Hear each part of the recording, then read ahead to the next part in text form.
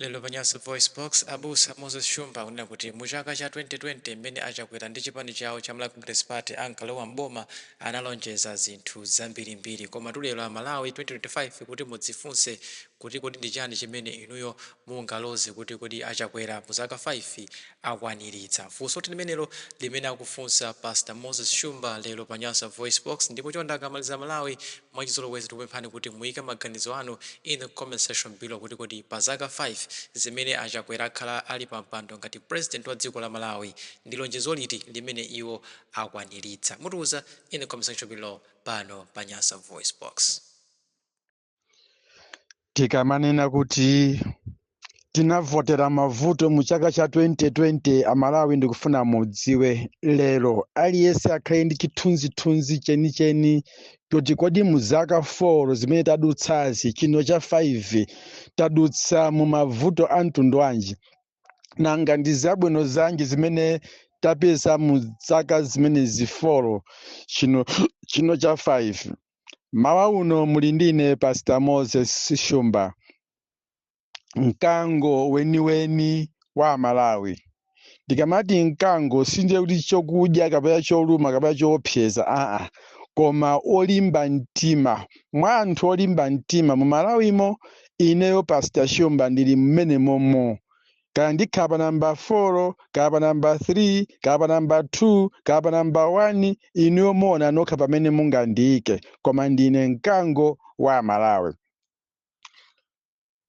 Lero lachisanu deti mwalidziwa kale, sindisowaso kutchula deti ayi mukulidziwa.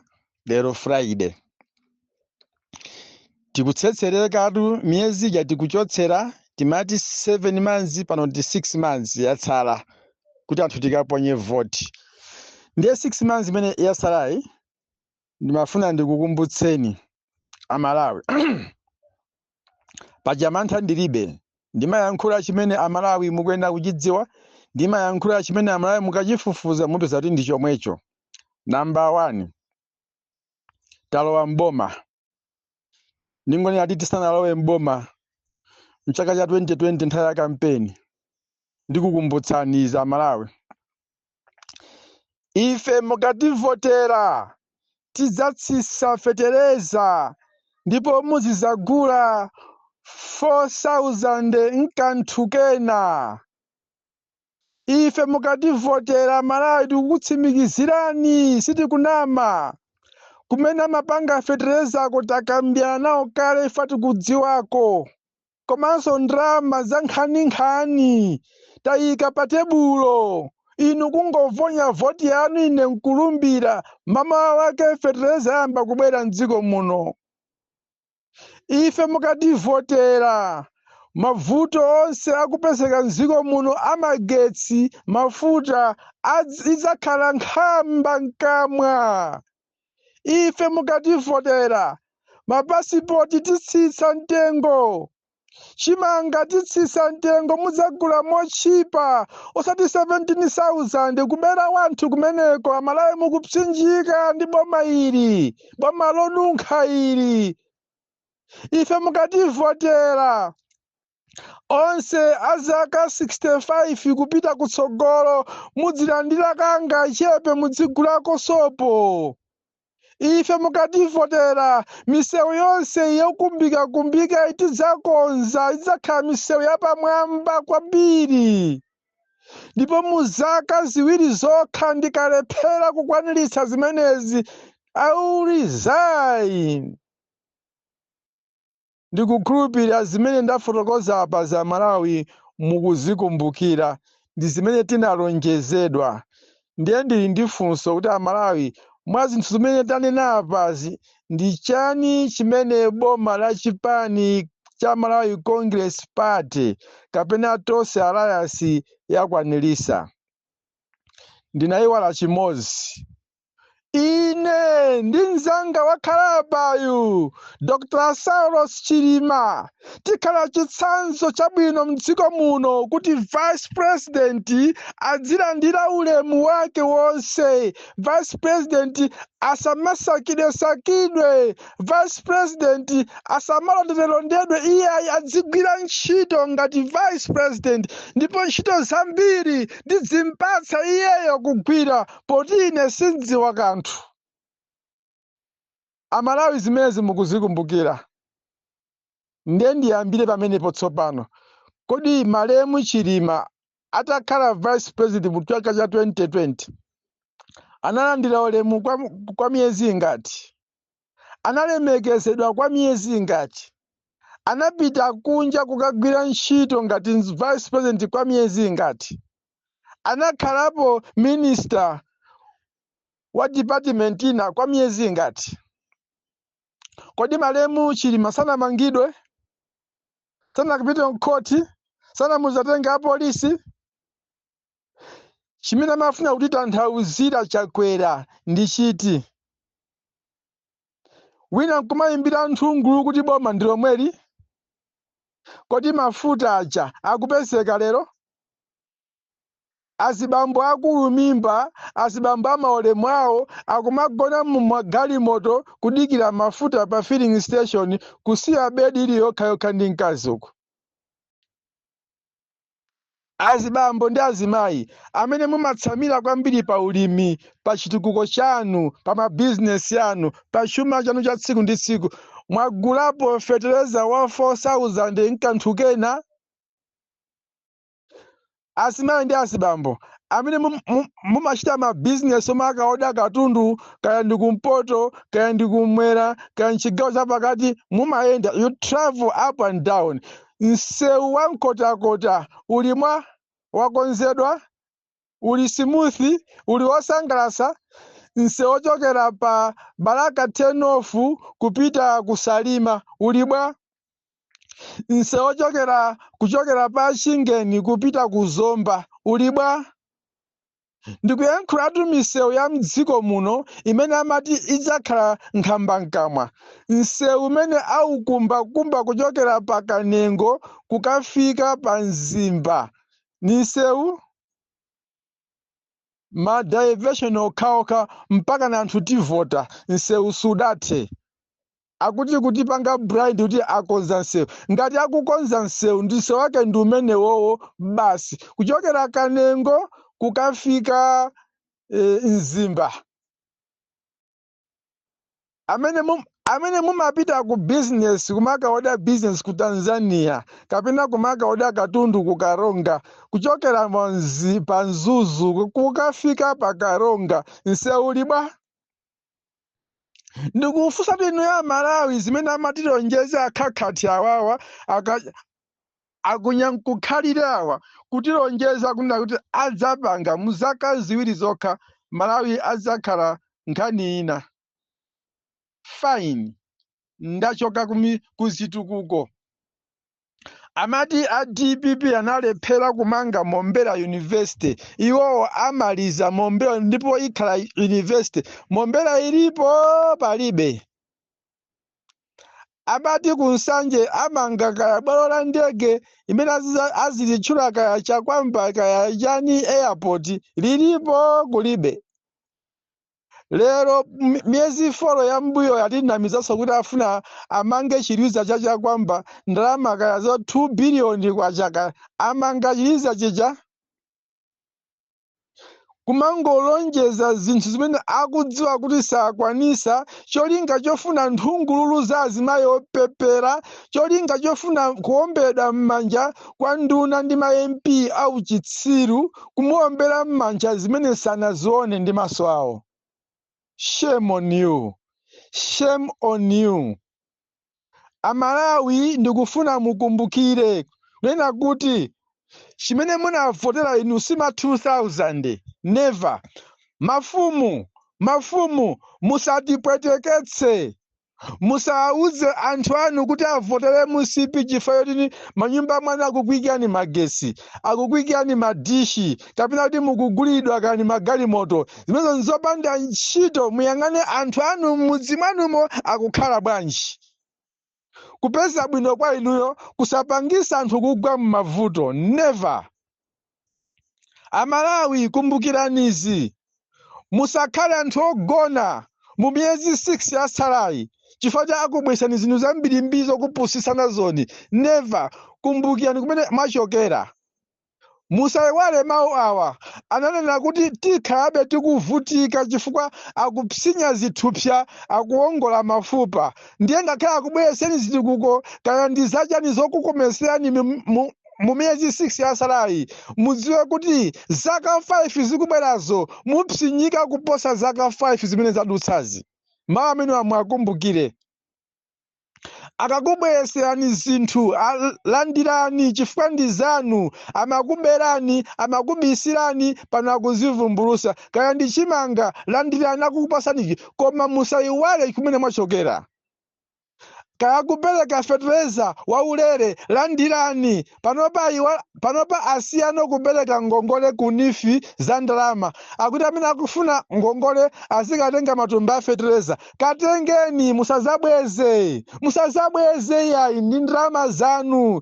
Nifi si kampani, nifi si boma loyima palokha. Ndi ndalama zanu za anthu inu osauka misonkho yanu. Mukadudadudwe misonkho ija kukazitenga ndi kukazisiya kunifi. Nkumakatenga zomwezo nkubakukongozani. Katengeni matumba a fertilizer kandi 10 kali 15 anu amene mulimire. Akubwezereni misozi imene mwakhala mukukhesa zaka 4 izicha. Ndikunena ndineyo. Ndayankhula whether you like it or not. Amalawi amve chimene chikunena kuti Amalawi mwabweredwa zaka zokwana 4 pano afuna kubwezereni mokupusisani kuti boma ndi lomweli limakukumbukirani limothandizani. Anthu mwadya chiteze ever since I was born in 1969. Kufika leroli sinadyepo ine chitedze mdziko lapansi pano. Sinamvepo soti chitedze ni ndiwo kapena ndi chakudya, koma chitedze ncholangira anthu ochimwa. Mwana akapanga zopusa mmamtiya chitedze. Abambo ena ku South Africa kwa amakatenga chitedze kubabisa meko kumakapanga mankhwala kwa uzazungu kuti ndi mankhwala omenesa asisi padazi panu. Musakande iya cholinga akaberepo ndalama anthu. Basi nchita chitedze indi imene yoyo usati munthu kudya chitedze. Amalawi mukumbukire izi. Malawi wathu timusakaza tokha, Malawi wathu timusamala tokha. Palibe dziko lapansi limene lingabwere kuzatikonzera Malawi. Palibe ndi tokha eni ake ife. Ifeyo sitingathawetu mdziko muno. Ayi, ife tikhalamo muno tifuna tionse kuti Malawi wakonzeka momuno. Kukonza kwake tizingokukumbutsani, nkukugunyuzani, nkukufikisani apo ndi apo kuti mudziwe kuti Malawi muno muli eni ake a dziko lino amene sathawa, sadzidzimuka, saopsezedwa, komanso sachita mantha. Manda athu aliko nkuno. Malemu Chilima nkayankhula ali moyo kuti ndikadzafa ine manda anga ali apo kunsipeko. Mukandika kumeneko inu muzikabwerako. Zinachitikadi tinapangadi zomwe zanafotokoza mwini wakeyo. Inenso chimodzimodzi manda anga aliko nkuno. Ndikadzafa kaya ndiphedwa kaya mundipha kaya munditani manda anga ali kubalaka uko ndiye kumudzi kwathu. Mukandika kumeneko. Bambo anga anagona kumeneko, azibe anga anagona kumeneko. Siningazembeso, siningathaweso. Ndikomweko basi. That's the last word. Ngati ndimayankhula chifoti I'm alive. Koma mukandipha ndikazamwalira ndizakagona uko. Full stop. Ndamaliza ntchito yanga. Koma as far as I am alive, let me say the truth to the Malawians. Kunena kuti palibe kuopsezedwa mdziko muno, koma tiwakumbutsa Amalawi kuti boma ili ndi boma labodza, boma la akathyali. Kungoyambira president, nduna, ma MP, onse a MCP, mbava zokhazokha, anthu abodza okhaokha. Ndikufuna mukumbukire izi Amalawi. pamene timavotera MCP ndi Tosarasi mu 2020 timati mwina tiona kusintha potengera kuti ankanena kuti DPP ndi boma loyipa, boma la nkhanza, boma lakupha. Ndiye timafuna kuti tiauze kuti inuyo mu boma losaphalo mwapha ngati tsopano, mwapha ngati poti munkanazana cha ndokupha inunso ndiye mwapha ngati mwaphatu anthu odziwika okhaokha, anthu otchuka, anthu ambiri, anthu amene akanapanga zinthu zazikulu mu dziko muno. Bwana DPP simunkati ankapha Lubino, muli ndi umboni? Muli ndi umboni? Pachati ife tikanena kuti mwapha kuti mumatigwira nkumakatifusa kuti muli ndi umboni kuti anaphadi amenewa. Ndiye inuyo munkanati DPP inkapha Lubino, muli ndi umboni kuti DPP inkaphadi? Koma guys, ndikamakumbukira ineyo pa 10 Juni mtima wanga umanthunthumira koopsa, Chilima akumayenda ndi APM, anthu tinkanyada, anthu tinkasanga, tinkawayandikira anthu akumati APM amaziwa kusankha mzungu nkaladi half caste sizinachitikepo. Koma lero ndi mbiri chabe ya Chilima guys, zoona. Ndikukumbukira anthu ameneyo ndikwenda ndi amayi Joyce Banda ku convention zimene anatipangira Malemu Sidiki Mia, zinthu zabwino kwa basi Malemu Sidiki Mia. Koma lero ndidzima chabe. Ndikukumbukira ineyo 23 December panali pa 23 December 2018 ndikukagula ndiwo mu Shoprite ya ku Blantyre. Gululu ndi Sidiki Mia ali ndi mkazi wake Abida Mia. Kungondiona masopha achimwene basket sinadzaze tonani kadzaziseni mukadzazise basket idzaze mutenge trailer muike pa trailer apo muyende nayo muthemo zinthu mukadzazisa muyime apo patilupo ndikubwera. Anthu onse kudzidzimuka mu Shoprite ine kukadzazisa tray yanga. Sidiki Mia Malemu kulipira nikundilipira tray yanga yonse. Nthamene yoyo zinthu zilakachipa. Tray yanga yonse inadzaza ndi 17,000. Anandilipira cash pa ine kumapita ku nyumba ndi majumbo anga awiri odzadza. Munthutu Malemu Sidiki Mia. Koma lero ndi nkhamba nkamwa chabe. Zoona. Ndiye kumanya kuti boma lino labwino lisamalira anthu. Sidiki Mia anapanga zinthu zazikulu. Malawi wina aliyense amadziwa kuti MCP kuti ikhale chipani chokhazikika kufikira lero ndi Malemu Sidiki Mia anachigwira. Munthu ameneyo kulibe. Samadziwa kuti Malawi muno ngati MCP inalowa mboma nkumalamula lero nkumatumba amene akutumbwiramo ndi Malemu Saulos Chilima. Koma lero kulibe. Kupita ku milandu ku koti milandu Malemu Chilima ndikuyima, Malemu Chilima ndikuyima nayo milandu mu koti ndikuwina. MCP lero nkumatumbwa. Amayi mukumbukire zimenezo. Musamayiwale ndi zambi zimene tingathe kuzifotokoza zoyipa zokha. Tikuza kuyamba nthawi zinozi mpaka na 4:30 VN yanga ndikudula yokha. Nkuyambaso ina, nkudulaso yokha, nkuyambaso ina. Zoyipa zokha zimene muzaka 4 zokha zimene amayi taona ifeyo.